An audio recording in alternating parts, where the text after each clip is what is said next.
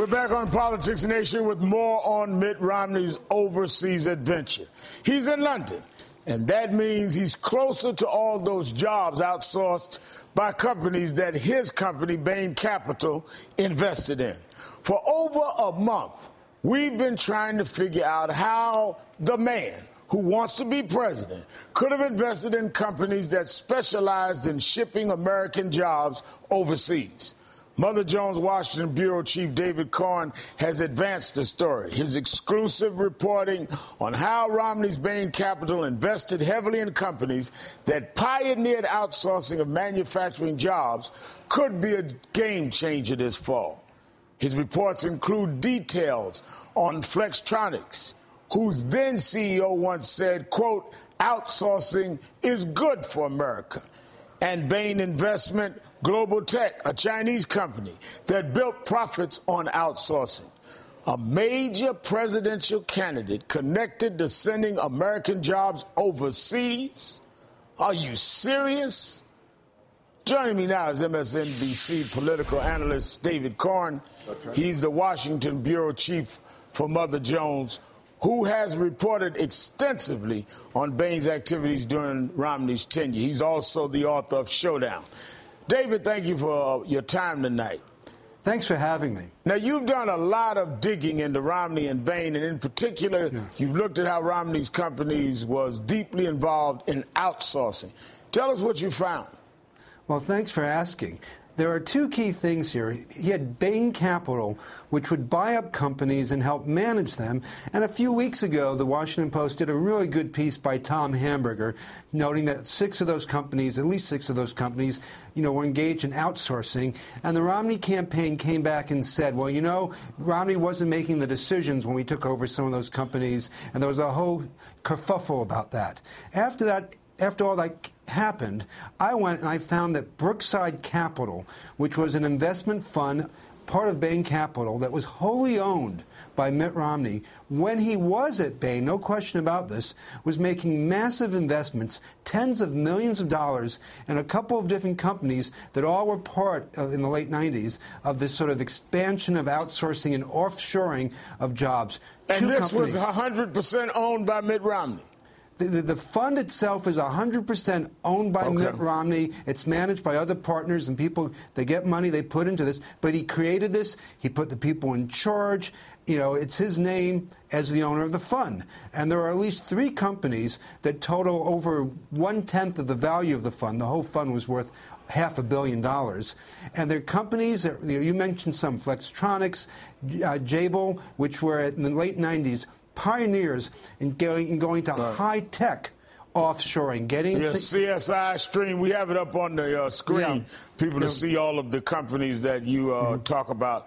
And the key thing is that at that point in time in the late 90s, it was new for high-tech companies, computer companies, phone companies, telecommunication companies, Microsoft and others, to have a lot of outsourcing done in China and Mexico and other places. And these companies were advancing that. They were setting up facilities in Guadalajara, in China, elsewhere. They had some domestic facilities here in the United States, but the expansion was mostly overseas to produce this stuff for these U.S. firms. Now, when you look at the countries where Bain or Bain-related hedge funds outsourced American jobs, it's quite extensive from everywhere: China, India, Taiwan, Japan, Singapore, Malaysia, South Korea, Ireland, France, Mexico, Brazil. So we're not talking about a little dibbling-dabbling here. This is an extensive list.